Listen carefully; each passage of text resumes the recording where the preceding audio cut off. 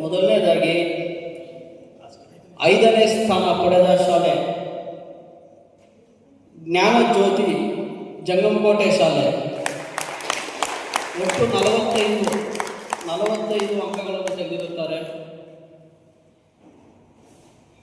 4ನೇ ಸ್ಥಾನವನ್ನು ನವೋದಯ ಶಾಲೆ ನಡಿಪನಾಯಕನಹಳ್ಳಿ 50 ಅಂಕಗಳಿಂದ 4ನೇ ಸ್ಥಾನವನ್ನು ಪಡೆದಿರುತ್ತಾರೆ. ಮತ್ತು 3ನೇ ಸ್ಥಾನ ಕ್ರೆಸೆಂಟ್ ಸ್ಟೇಟ್ SDL ಟೌನ್ 55 ಅಂಕಗಳಿಂದ 3ನೇ ಸ್ಥಾನವನ್ನು ಪಡೆದಿರುತ್ತಾರೆ. ಅದೇ ಶಾಲೆಯ CBSE ಶಿಡ್ಲಘಟ್ಟ ಟೌನ್ ಪ್ರೆಸೆಂಟ್ 2ನೇ ಸ್ಥಾನದಲ್ಲಿ 65 ಅಂಕಗಳಿಂದ ಇರುತ್ತದೆ. ಮೊದಲನೇ ಸ್ಥಾನ ಪಂಚಮುಖಿ ಶಾಲೆ H ಕ್ರಾಸ್ 3 ಅಂಕಗಳಿಂದ ಮೊದಲನೇ ಸ್ಥಾನದಲ್ಲಿದೆ. 1, 2, 3 ಈ 3 ಶಾಲೆಗಳು ವೇದಿಕೆ ಮೇಲೆ ಬರಬೇಕಾಗಿ ವಿನಂತಿ.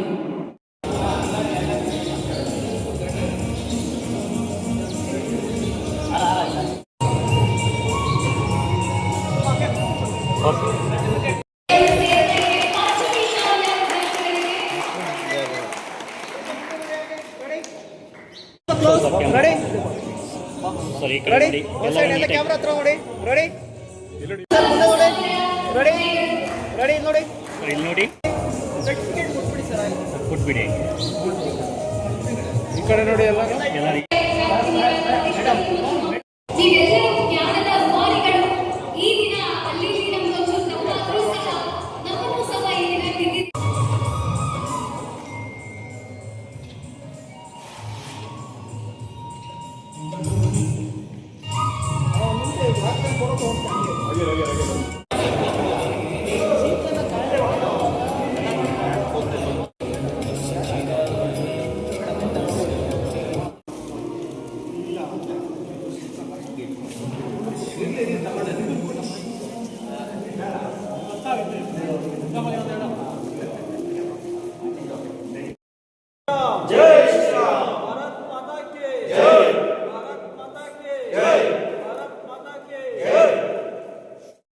ಇತಿಹಾಸ ಮಕ್ಕಳಲ್ಲಿ ಅರಿವು ಮೂಡಿಸಬೇಕು. ಜೊತೆಯಲ್ಲಿ ಇತಿಹಾಸ ಅಂದರೆ ಏನಂತ ಮಕ್ಕಳಿಗೆ ತಿಳ್ಕೊಬೇಕಂತ ಹೇಳಿ ಅರಿವು ಮೂಡಿಸಿದ್ದಾರೆ ನನ್ನ ಅನಿಸಿಕೆ.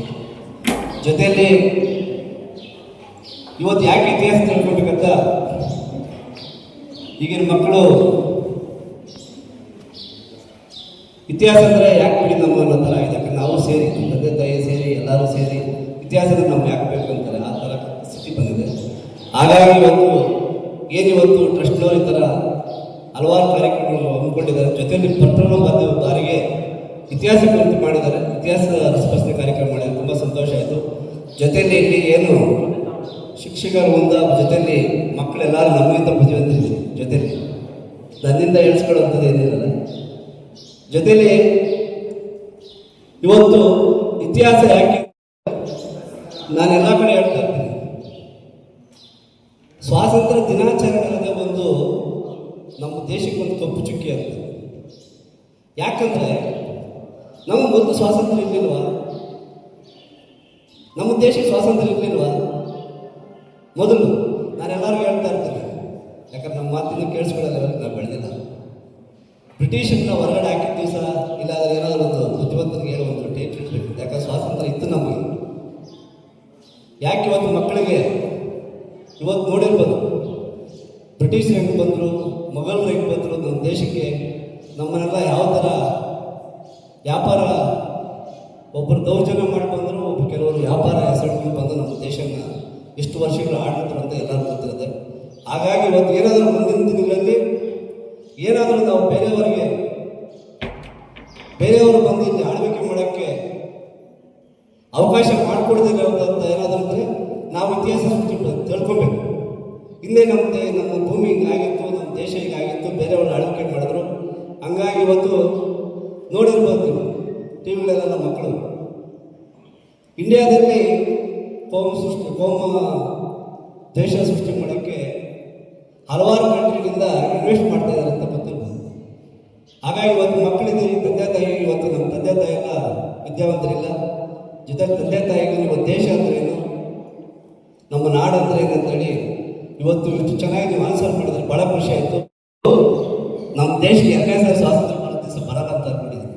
ಯಾಕಂದರೆ ಇವತ್ತು ಎಲ್ಲರೂ ಎಜುಕೇಷನ್ ಮಾಡ್ತಾಯಿದ್ದೀರಿ, ಎಲ್ಲರೂ ಇದ್ದೀರಿ. ಜೊತೆಯಲ್ಲಿ ನೀವೇನು ಅಕ್ಕಪಕ್ಕದವರಾಗಲಿ ಎಲ್ಲರಿಗಾಗಲಿ ಮುಂದಿನ ದಿನಗಳಲ್ಲಿ ನಮ್ಮ ದೇಶಕ್ಕೆ ಗಟ್ಟಿಗೊಳಿಸಬೇಕು.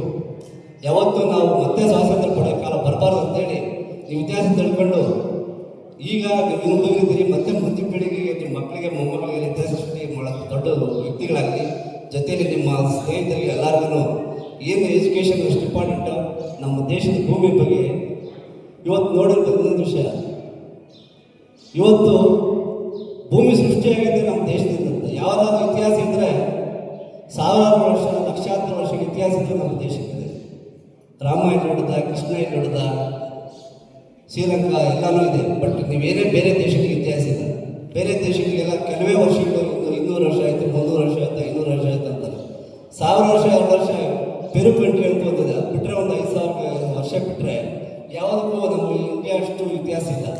ಹಾಗಾಗಿ ಇವತ್ತು ಇತಿಹಾಸ ತಿಳ್ಕೊಂಡಿದ್ದೀರಿ.